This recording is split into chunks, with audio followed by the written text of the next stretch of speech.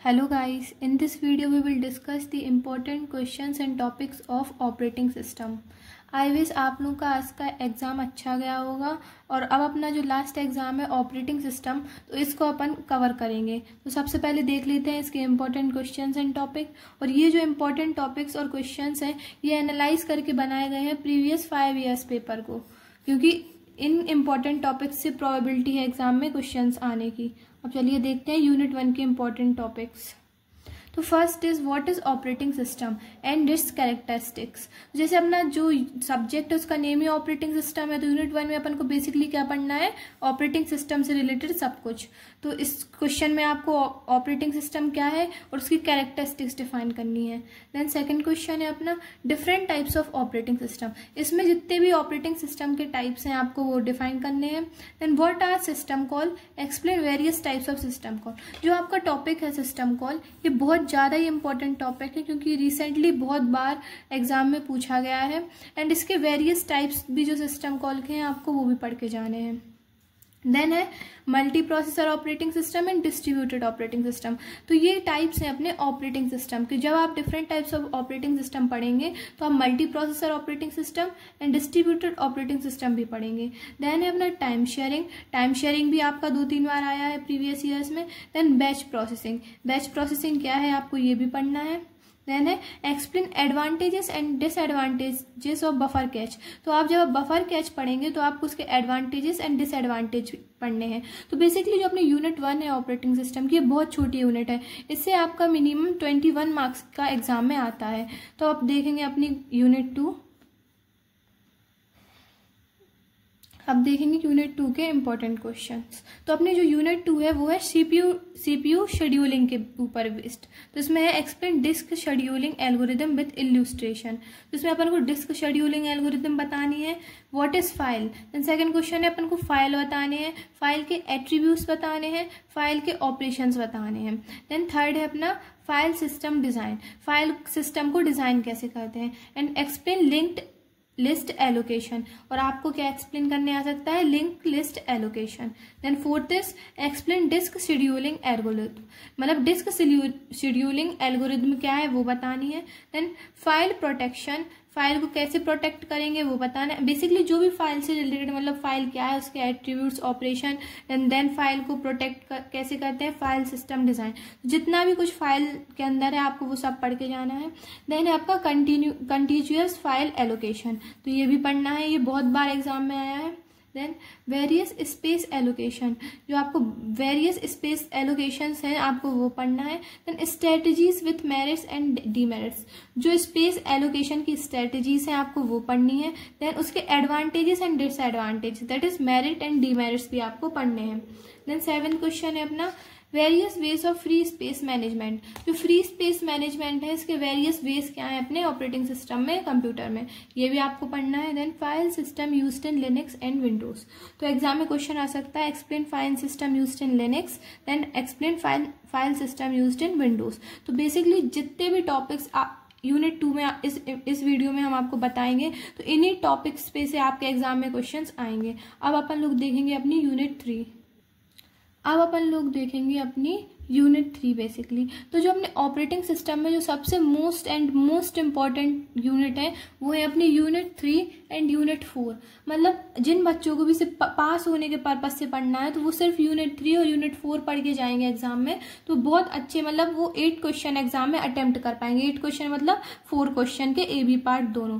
Then आप देखेंगे इसका first question, explain the concept of process and it's component. तो अपना जो यूनिट 3 है इसमें अपन प्रोसेस से रिलेटेड पढ़ेंगे। तो आपको बताना है प्रोसेस क्या होती है अपने कंप्यूटर सिस्टम में और इसका बेसिक कॉन्सेप्ट क्या है और इसके कंपोनेंट्स क्या हैं, तो आप ये बताएंगे। देन अपना सेकंड है explain process state.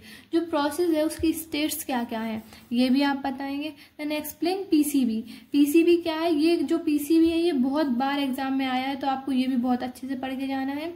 Then draw it's diagram, और इसका डायग्राम भी आप लोगों को बनाना है। देन है एक्सप्लेन थ्रेड। ये थ्रेड्स एंड प्रोसेस साथ में भी डिफाइन करने आए हैं और अलग अलग भी आए हैं, ये प्रोसेस और थ्रेड, तो आपको ये भी बहुत अच्छे से पढ़ के जाना है।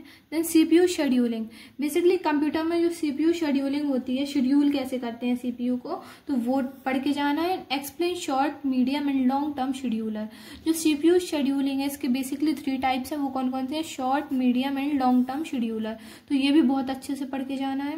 Then compare paging and segmentation, आपको जो आपका टॉपिक है पेजिंग, ये सेपरेटली पढ़ के जाना है और सेगमेंटेशन भी आपको सेपरेटली पढ़ के जाना है।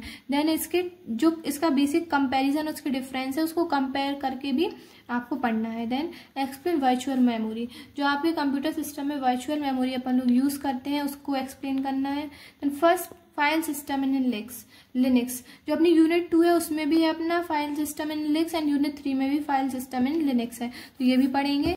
देन टॉपिक है अपना पेज रिप्लेसमेंट, ये टॉपिक अपना सीओए में भी था। Then demand paging, questions on FIFO and LRU, तो अपन को जो पेज रिप्लेसमेंट में जो फीपो है और एलआरयू है, इनके क्वेश्चंस भी एग्जाम में आए तो वो भी पढ़ के जाने हैं।